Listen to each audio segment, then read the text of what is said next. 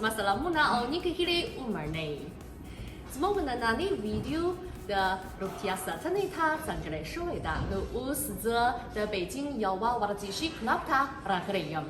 په چین کې خلکو خپلې روغتیا ته څنګه پاملرنه کوي او د ورزش حالت یې څنګه دی؟ راځئ چې له ما سره یې په دې ویډیو کې وګورئ. ما ته افغان دوستانو ویلي چې افغانان روغتیا ساتنې ته ډېره پاملرنه کوي او له ورزش سره ډېره مینه لري او د تمرینونو سویه یې هم لوړه ده.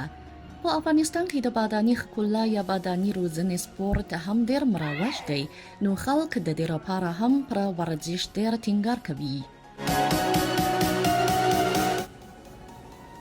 څوک غواړي د ورزش کلب ته ولاړ شي؟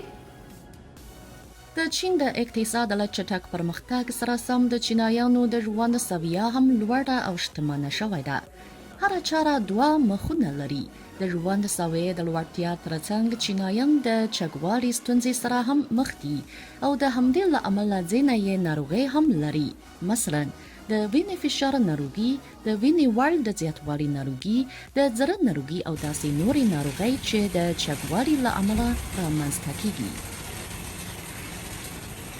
ګڼ چینایان له همدغو ناروغیو سره لاس او ګریوان دي.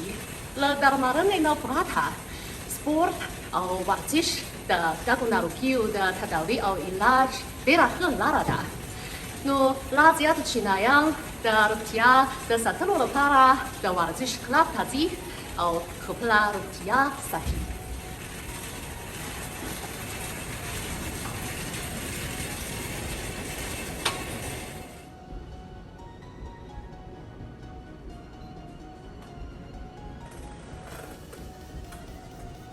څنګه زما حرکات معیاري دی؟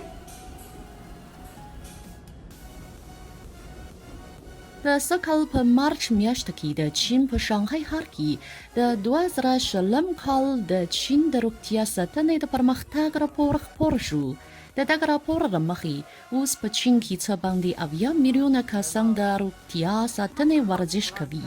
په چین کې د روغتیا ساتنې د ورزش مرکزونو شمیر له 90,000 څخه هم زیات دی.